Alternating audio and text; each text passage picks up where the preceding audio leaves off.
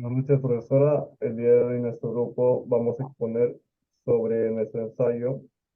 Ahora daré hincapié a la exposición. En el primer punto, que es la introducción, como tenemos conocimiento, este año hubo un gran escándalo debido al caso de Mila, que se registra en Iquitos.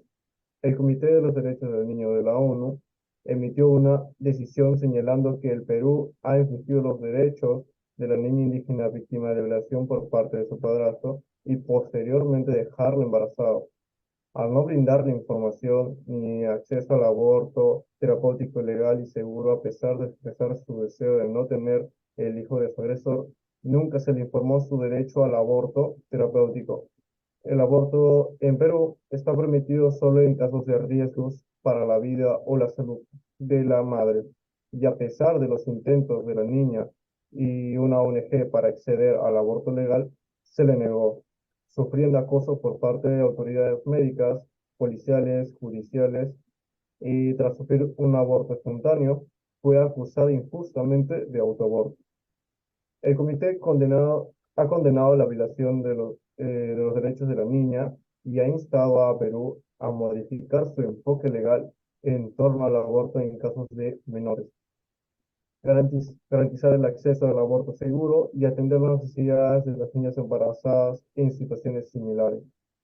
Frente a este contexto, tenemos nuestra controversia. ¿Estamos de acuerdo en que el Perú infringió los derechos de una niña víctima de violación al no garantizarle el acceso al aborto y procesarla penalmente por autoaborto? Desde nuestro punto de vista, sí consideramos que el Perú violó los derechos de la niña víctima de violación.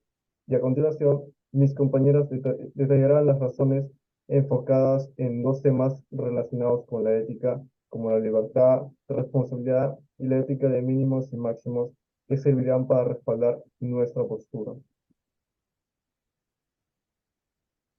En primer lugar, la violación. Consideramos la violación como un acto de ética. En el presente caso de la niña Camila, su padre violó sus derechos, atentando su dignidad, su estado emocional, y no solo su padre, sino que también el Estado peruano, negándole el valor universal que como a todo ser humano le corresponde. Porque en este tipo de circunstancias, la vida de toda persona se encuentra en juego, tal como lo indica Fernando Sabater. Por otra parte, el Ministerio de Justicia del Perú se disculpó públicamente con la niña, pues ello no revierte el daño emocional ocasionado por parte de los involucrados en este caso.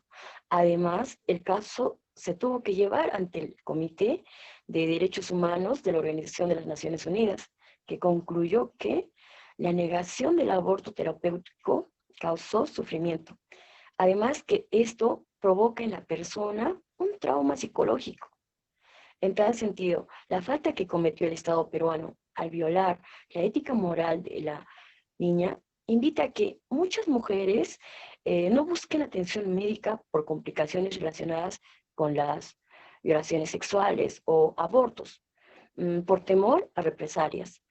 En consecuencia, los abusos intrafamiliares se presentan en diferentes culturas, clases socioeconómicas o áreas geográficas, y entre las personas más vulnerables se encuentran las mujeres, los niños, adultos mayores y, por último, los hombres. Doy el puesto a mi compañera. En segundo lugar, la violación de los derechos humanos es un acto contra la ética, ya que un niño debe ser tratado como un ser digno de derecho pleno. Desde ese punto de vista, Ricoeur en el 97 y Cullen en el 2004 indica que el niño, al expresarse de diferentes modos, nos hace responsables sobre su vulnerabilidad y sobre la necesidad creciente de autonomía, de poder ser un complejo psíquico que vaya desplegando su potencia, su ser capaz. De hecho, con esta afirmación, el derecho de todos los niños a ser escuchados y tomados en serio constituye uno de los valores muy fundamentales de la Convención. El Comité de los Derechos del Niño señala en su artículo 12, junto con el derecho a la no discriminación, el derecho a la vida, el desarrollo y a la consideración primordial del interés superior del niño. Con ello se debe hacer respetar todos los demás derechos.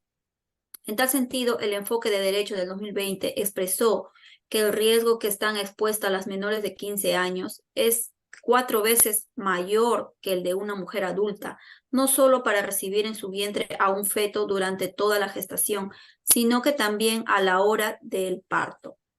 De modo que en esta afirmación se denota que el Perú violó los derechos de la niña al negarle los servicios de salud necesarios y la falta de información sobre la interrupción voluntaria del embarazo, exponiéndola al peligro a su integridad física y psicológica, así como violó su derecho a la libertad en todos los aspectos de un ser humano, debido a que fue revictimizada, discriminada por situación de edad, género, origen étnico y condición social, acosada por todas las autoridades, siendo estas instancias quienes debieron de protegerla y dada su vulnerabilidad. En conclusión, consideramos que el Perú sí vulneró los derechos de una niña víctima de violación. No fue un acto ético, ya que el Estado peruano le negó el derecho al aborto terapéutico, derecho a la salud, la vida, atentando contra su integridad física. El Estado, desde el punto de vista ético, debió de reconocer, asegurar, respetar y garantizar un derecho universal. Ser protagonista al brindarle los medios y de hacerlo efectivo. Esto conlleva cumplir con los derechos que están en la Convención de los Derechos del Niño, aprobada por la Ley 23.849. Desde el punto de vista ético, la niña se le debe dar 3 tratos: el paterno moral, el normativo jurídico y el diferencial. El primero lo concibe como un ser social, objeto de cuidado, respetando su dignidad. El segundo está en la dimensión universal relacionada a los derechos humanos. Y la niña es tratada como un ser digno, de derecho pleno, y la tercera se relaciona a su autonomía y vulnerabilidad subjetiva. Es decir, estaba en desamparo en relación a su entorno y objeto de maltrato infantil de parte del Estado por no darle la ayuda que necesitaba. Debemos preguntarnos respecto de cómo se debe pensar en la dignidad. Por lo tanto, dado este caso, el Estado está en la obligación de capacitar al personal en las entidades involucradas en relación a este caso, para asesorar, brindar información, protección en caso de niños o niñas vulnerables y que peligran su vida y salud, evitando todo atentado contra su integridad y su identidad. Gracias.